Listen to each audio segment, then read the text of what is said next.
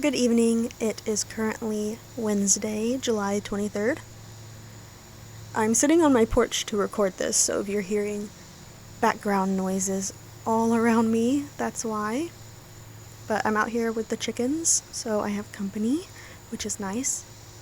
I have been away from YouTube for a while.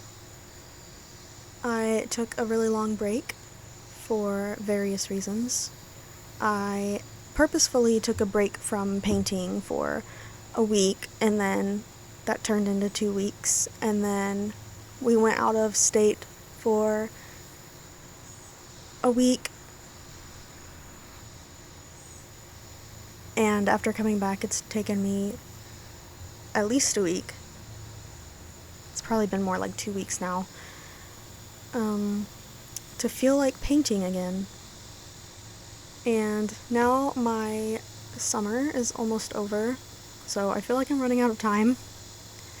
I've really fallen behind, and I guess feeling a little uninspired at this point with the oak tree project.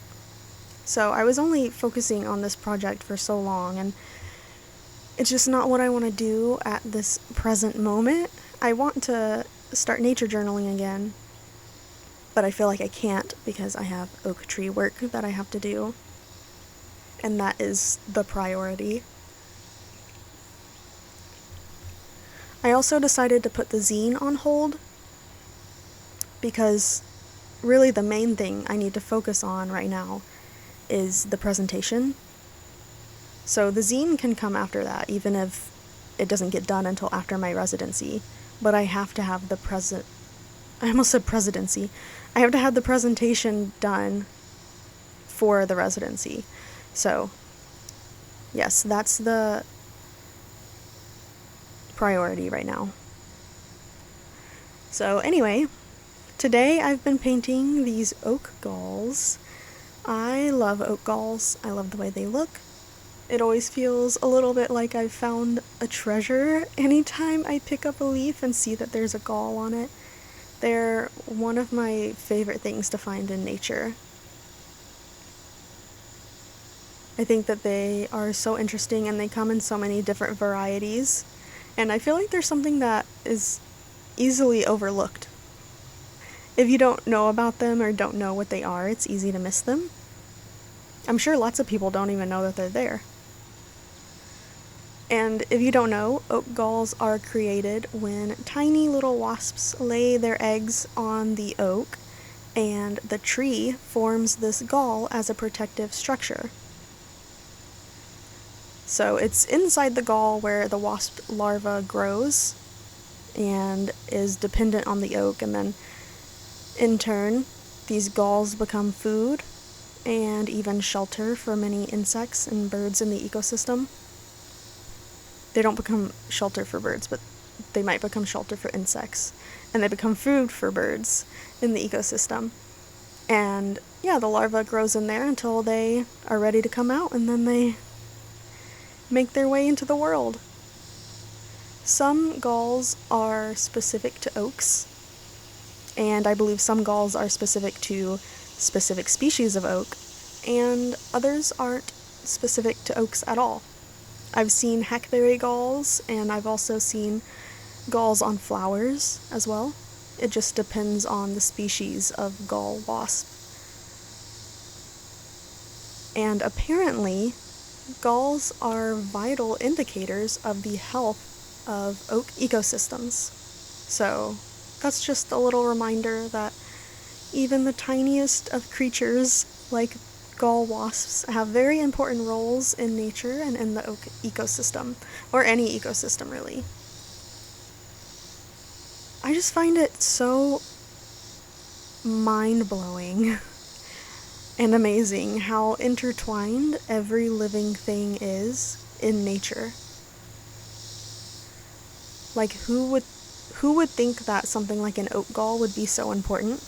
But every single living thing in nature is so important to the ecosystem in which it belongs. I find ecology to be endlessly fascinating. But yes, I love galls. I love the way they look, and I've heard of people making gall ink, so I'm guessing the process is probably really similar to making walnut ink or acorn ink, and I've done both. I don't know if there's a specific type of gall that people use to make ink. I've seen artists post photos of galls, and they find really big ones. And I've never seen one that big, but they look like almost the size of a golf ball. I guess that's all I have to say about galls.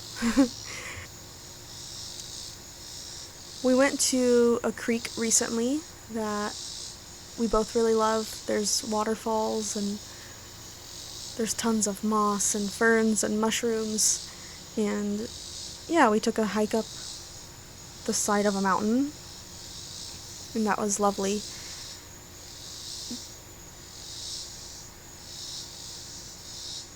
And I think other than that, we've just been at home. So I've started training for the red-bellied woodpecker just appeared. So I've started training for my residency. And what I mean by that is training physically. So I've been walking an hour every day at least, and doing incline walking and bicycling, and basically I just had the thought that when I get to my residency, I want to have the physical capability to get the most out of it and do what it is that I want to do. And I want to be hiking, probably not every day, but most days. And some days would be less intense than other days. Maybe some days I'll be doing high inclines. But anyway, I wanted to focus on increasing my endurance and my strength, I guess. So yeah, I've been doing that. Yeah, I just want to be able to fully enjoy the experience, and I don't want to be held back by, not being able to physically complete what I want to complete or get as far as I want to get.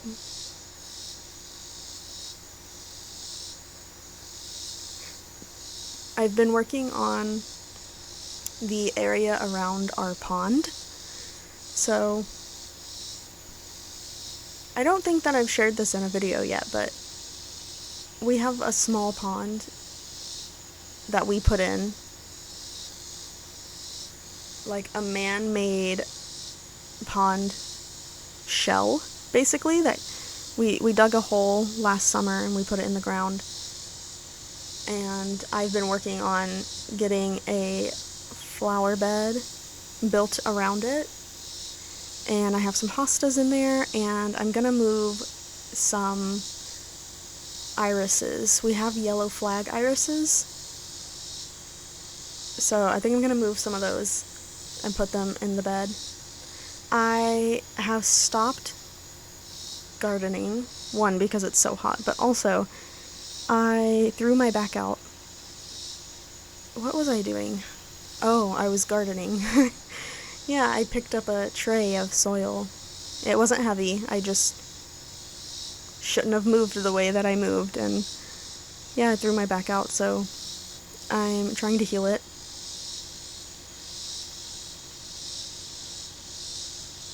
It's going okay, I guess.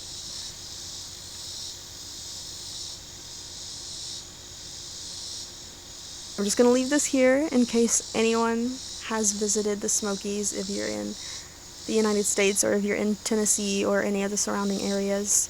If you have a favorite hike or a particular point or overlook or trail that you think is beautiful, or that has mosses and mushrooms and birds and herps,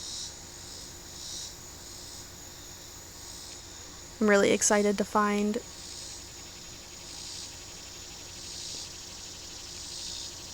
spots that are filled with lots of biodiversity.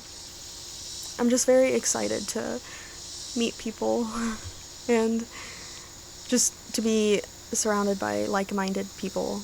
I know there's probably a lot of park rangers and volunteers within the park who would be happy to spend the time to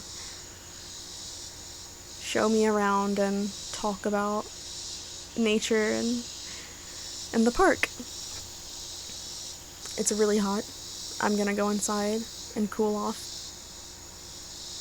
And maybe I can get this video uploaded by the end of the night.